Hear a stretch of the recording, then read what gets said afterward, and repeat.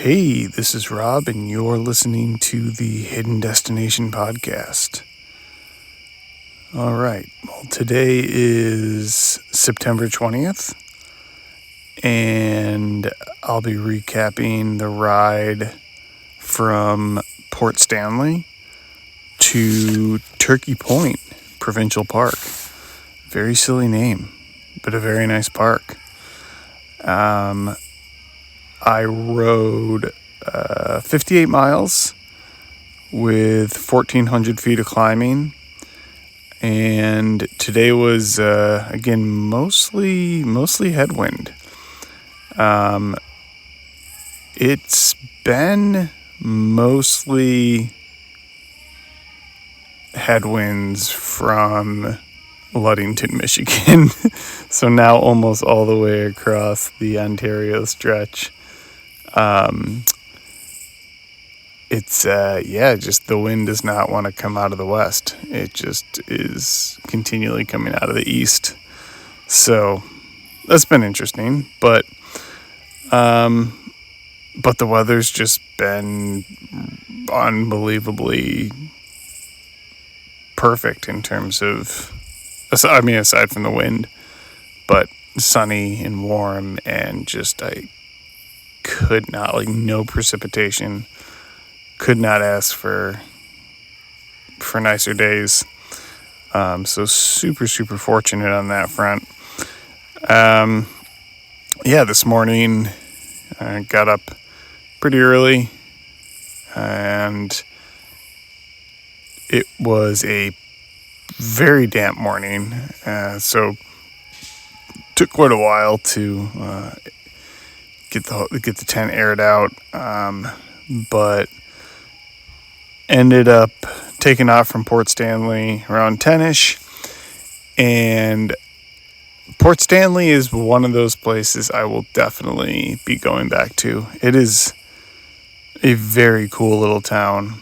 I met so Terry was the warm showers host that let me crash at his property, and I met one of his friends who was out walking his dog Jazz, and I think his name was Ed, and Ed was a super cool guy. He came up and asked me what my story was, how I knew Terry, and had nothing but great things to say about Terry. Wish I could have met him, and he loves living in Port Stanley, and I told him that I definitely want to be back through at some point. Maybe not on a bike maybe not on a bike, but yeah, check out the town during peak season. So that would be cool. And then on my ride out of town, I met another guy who was out for just sort of a recreational ride, and we got chatting. Also lives in Port Stanley, and just a really nice community there. So very pleased with sort of having that town line up with the mileage I was looking to tackle for the day. But yeah, from Port Stanley pretty much to Turkey Point, it was varying degrees of headwind, and they were tricky. So I decided to do what I did the day before, and just from Port Stanley to Port Rowan, just push as hard as I could, pretty much nonstop. And I definitely enjoyed it. I would not consider the past couple days a touring pace, but I'm tinkering. It was fun to tinker with sort of a different level of intensity and output after riding at a touring pace for the past couple months. So that was fun. It's much easier when you have a light touring bike, or a lighter bike, not super loaded down. But I decided once I got to Port Rowan to get groceries for tonight and go back to a modest touring pace. And I will be continuing that pace for the rest of the trip. My main objective is getting home safely and staying healthy and not having anything go wrong. So I'm gonna definitely slow it down a bit. I loaded up on groceries in Port Rowan today, and most of my climbing. So I loaded up on a bunch of cans of beans and one can of beans, like a bunch of canned goods and like heavy stuff, we'll say. And the route for today, when I looked at it the day prior, said 1,500 feet of climbing. I was like, there's no way. I said this at the time I got to Port Rowan. There's no way that was accurate. But little did I know, pretty much all of the steep pitches were saved from Port Rowan to Turkey Point. Basically the last 10 miles when I had all of my groceries and water loaded on my bike. So it sucks to be me. But so yeah, the touring pace accommodated all that weight. But yeah, from Port Stanley to a little bit before Port Rowan, the roads were just unbelievable. There was bike lane for like a ton of it. Yeah, it's super, super quiet roads. I was off Highway 3, which is great. I'll be jumping on that for a little bit more tomorrow. But it was all these sort of quiet lakefront roads, and it was just absolutely gorgeous. So, minus the stupid headwind. But it made it into Turkey Point at around, what time was that? Like 5-ish. And this is the first time I'll be camping in the Ontario park system. And it is incredible. These parks are unbelievable. It's a provincial park, and it ended up costing, with the registration fees online, all things considered, when I booked it, it was 58 Canadian dollars for the night. But you definitely get a lot. The sites are super big and clean, and they have free showers, and like it's very nice. So I'm pretty stoked. And tomorrow's another provincial park, so that's exciting. And the provincial parks are still cheaper than the private parks, from what I can gather. So yeah, tomorrow will be my last night camping. After tomorrow, I'll be cruising on into Buffalo, where I'll be staying with Josh Leonardo. Shout out to Josh and Morgan.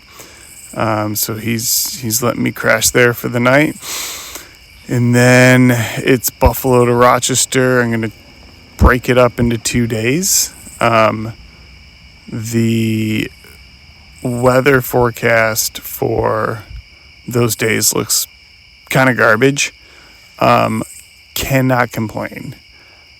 I have had nothing but good luck with how little precipitation there's been on pretty much the past like 2.5 months. I'm not even going to knock on wood, because I feel so fortunate. The sky can open up continuously until I'm home, and I'll still feel like it was a win.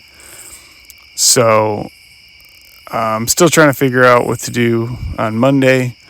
But I think for the last day before heading into Rochester, I would like to camp ideally. But if it's crappy weather, I'm not gonna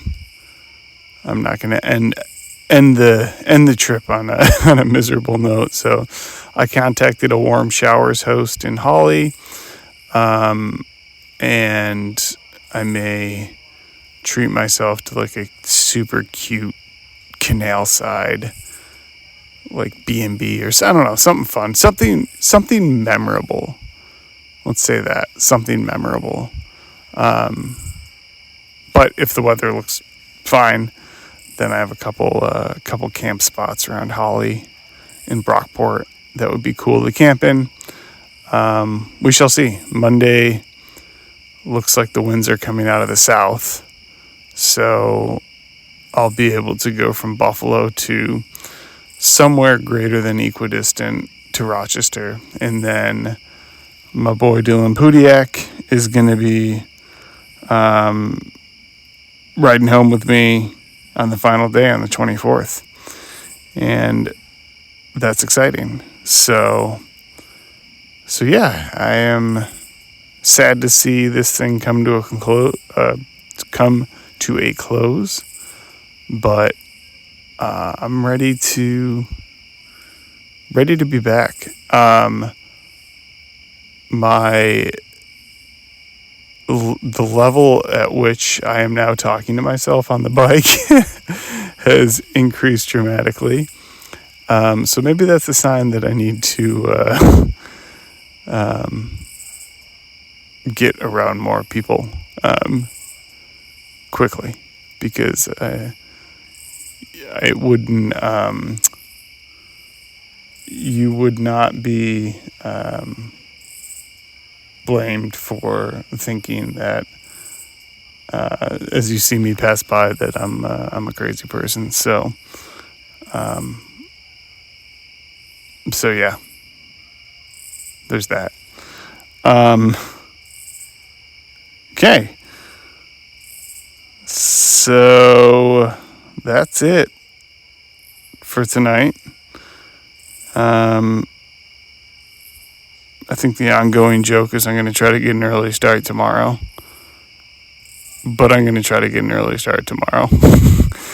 And kind of go at a more modest pace and hedge against any potential slowdowns from the winds. So we'll see. I got a lighter load, so that's good. I will say I'm eating through most of my food, and I've really dialed in weight management on the bike. But the stark contrast between, I think, what I was carrying early on in the tour, which was made evident by all the groceries I had from the grocery store in Port Rowan today, to how I was riding earlier today, which was, not much food at all, not much gear. It is a remarkable difference. So, yeah, that's just something to keep in mind. But yeah, so from Turkey Point, ta-ta for now.